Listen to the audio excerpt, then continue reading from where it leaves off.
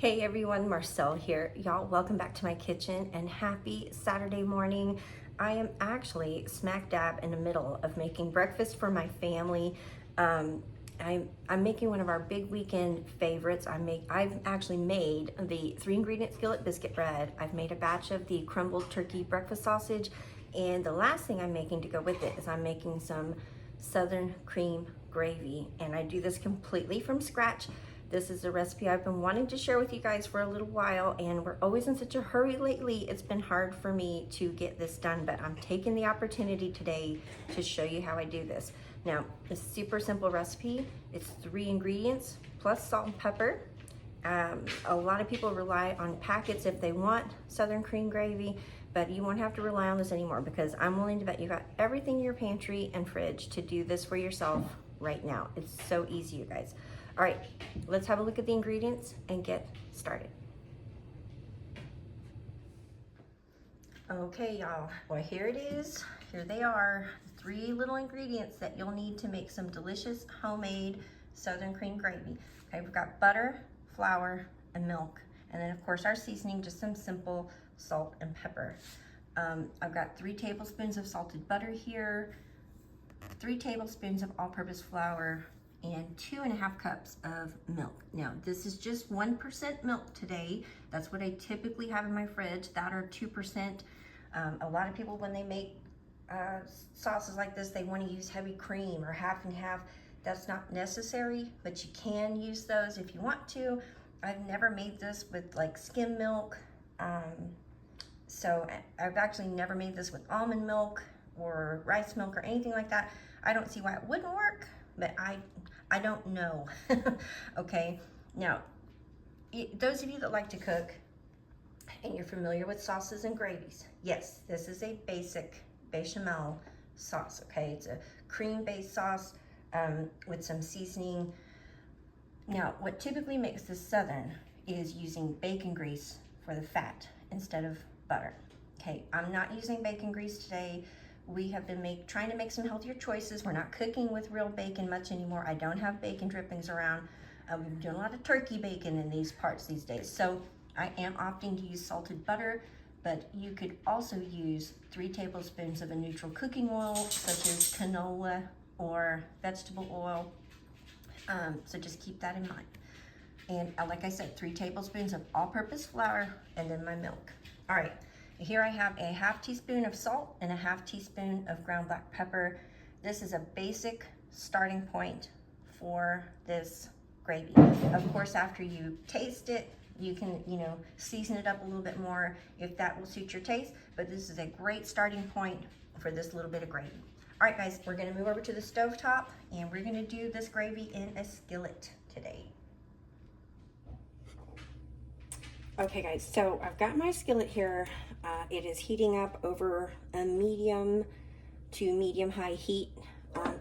This is a non-stick skillet, so I've got a little non-stick whisk here, which you do want a whisk, okay? So if you're using, like a cast iron skillet, you can use a regular metal whisk, but I highly recommend having some of these in your drawer. They're really, really handy for stuff like gravy. So, all right guys, we're gonna go ahead and put our butter in our heated pan. You can hear my little doggy barking out there. All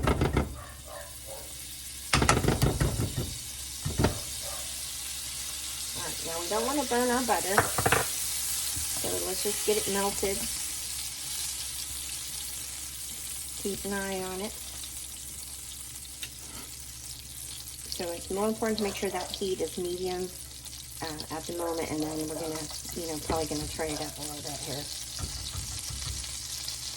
All right, so we're gonna go ahead and put in our flour and whisk that in. And now we're making a roux, okay, a basic light roux for our gravy. So we're just gonna let this cook just very briefly, just to get that flour taste out of there. See how nice and kind of creamy that looks there. Just gonna kind of move it from side to side. Like I said, just let it cook just for a moment to get that flour taste out of there.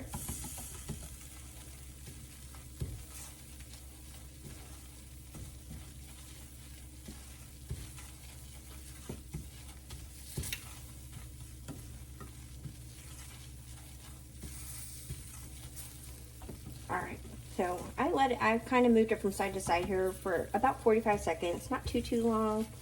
And now we're just gonna start adding our milk slowly. Gonna add it about a cup at a time. And then we're gonna whisk it to get it nice and incorporated, just a little bit at a time. And it's gonna thicken up pretty quickly. So just, if you see any little clumpy bits of flour, just kind of break them up. And it's already thickening up, you see. All right, so just work on these any lumpies, get those.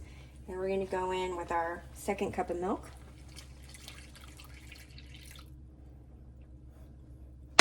Same idea. And go ahead and whisk that all together until it's nice and smooth and incorporated. It's a good way to get a little pre-breakfast arm workout.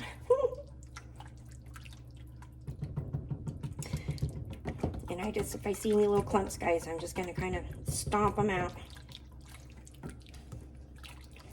And again, this will thicken up very quickly.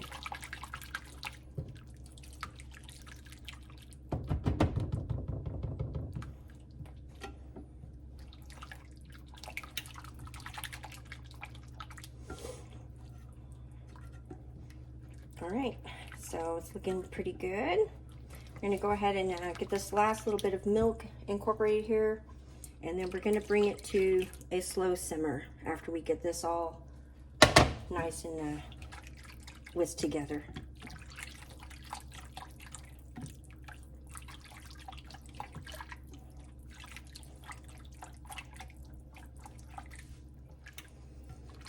All right, guys, so the milk and the flour and the butter mixture, they are all just beautifully incorporated now, and it's still a little thin, and that's okay. I'm gonna turn my heat up, and we're gonna bring this into just to a very gentle boil, okay? And then we're gonna turn the heat right back off, and it will thicken up just beautifully.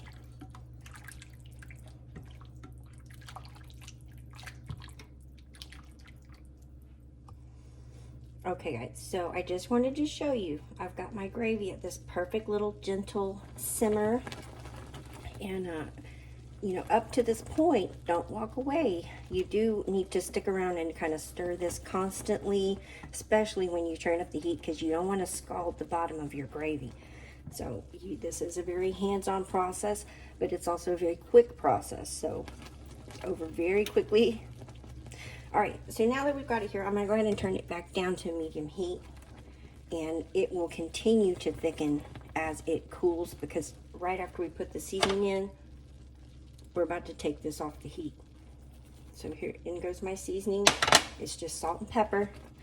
That black pepper is also what makes this particularly southern. The only thing my gravy is missing is, like I mentioned earlier in the video, is I am not putting the bacon drippings, but it's all good. Nobody's missed them yet. All right, so that's it for this beautiful, perfect southern gravy. I'm gonna go ahead and take it off the heat now, let it cool and thicken before we serve it.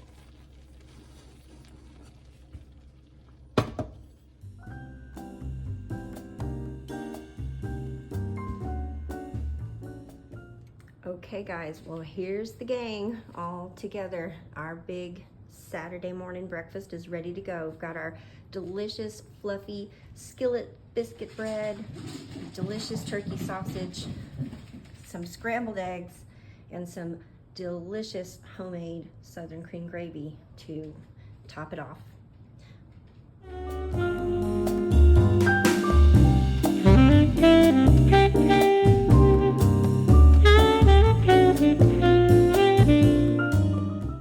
Okay, y'all, well, as always, thank you so much for coming on into my kitchen and letting me make something delicious for you. I hope you find this southern cream gravy recipe useful. I hope it saves you some time and some money at the store, and I hope you come back and let me know how you used this delicious homemade southern cream gravy, okay?